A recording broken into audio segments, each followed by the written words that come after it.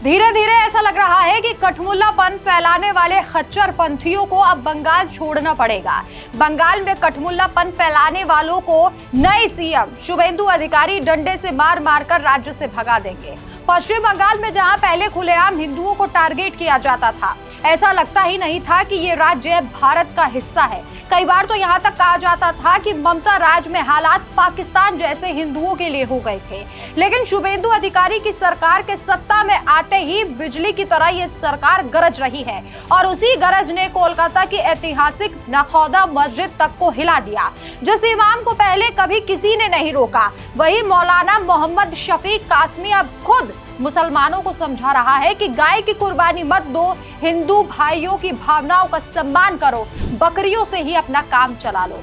जरा सोचिए, ये वही बंगाल है जहां पहले गायों की कुर्बानी पर कोई रोक टोक नहीं थी।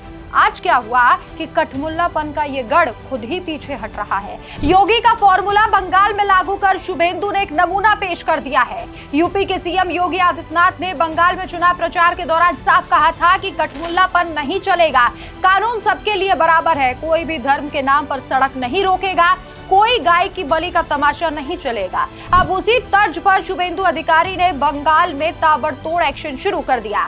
पशुवध के सख्त नियम और इसी के साथ साथ स्वास्थ्य प्रमाण पत्र अनिवार्य, सड़कों पर नमाज पर रोक, लाउड स्पीकर की आवाज पर शिकंजा कसा है। जिसके बाद बकरीद से ठीक पहले कोलकाता का बड़ा इमाम खुद गाइडलाइंस जारी कर रहा है। मौलाना शफीक कासमी ने साफ कहा, पिछली सरकारों में मुसलमानों को आजादी थी, लेकिन अब नई सरकार कानून को सख्ती से लागू कर रही है। गाय को राष्ट्रीय पशु घोषित कर दो, वध पर पूरी तरह रोक लगा दो, हिंदू भावनाओं को ठेस पहुंचाने वाली चीजों से बचो। तमाम मुसलमानों से यही कहेंगे कि आप गाय की कुर्बानी नहीं, गाय का गोश्त भी खाना हमेशा के लिए बंद कर दीजिए।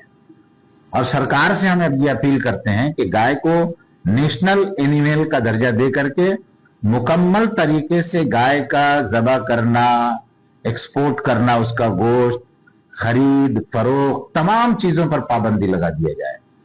सिर्फ मुसलमान के लिए नहीं, मंदिरों में भी जो है ना बलि चढ़ाई जाती है, उसको भी पाबंदी लगाई जाए।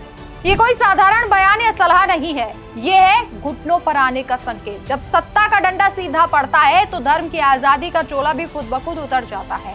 शुभेंदु के आने के बाद बंगाल में जो बदलाव दिख रहा है वो ऐतिहासिक है। सड़क पर नमाज पढ़ने वाले पहले जहां पुलिस से टकराते थे, अब स्थिति काबू में है। लाउड स्पीकर पर सुप्रीम कोर्ट के नियमों का हवाला देकर खामोशी थोप दी गई है।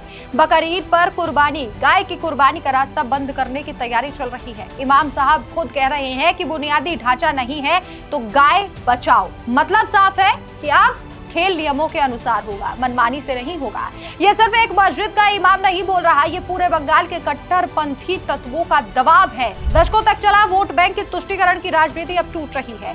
शुभेंदु ने दिखा दिया कि भाजपा की सरकार सिर्फ नाम की नहीं, असली बदलाव लाती है। योगी जी ने यूपी में जो मॉडल दिया, सबका साथ सबका विकास लेकिन सबका कानून भी, उसी को बंगाल में लागू किया जा रहा है। हिंदू समाज में खुशी की लहर है। लोग कह रहे हैं कि अब बंगाल भी सनातनी बंगाल बनेगा, जहाँ मंदिरों की घंटियां और अजान दोनों अपने दायरे में रहे, जहां गाय माता की रक्षा हो और किसी की भावनाएं आहत ना हो। शुभेंदु अधिकारी का एक्शन बंगाल के लिए नया सवेरा है। कठमुल्लों में हड़कंप मचना इसी सोच का नतीजा है, इसी सवेरे का नतीजा है। इमाम घुटनों पर आ गए हैं क्योंकि अब मनमानी का समय खत्म हो गया है। बकरीद इस बार शांति से मनाई जाएगी, बकरियों से गायों को छोड़कर। यह है असली बदलाव, यह है नया बंगाल, शुभेंदु का बंगाल। अब देखना यह है कि बाकी के कट्टर तत्व कितना समय तक टिक पाते हैं, क्योंकि घंटी बज चुकी है। आपकी क्या राय है, कमेंट करके जरूर बताएं। नमस्कार।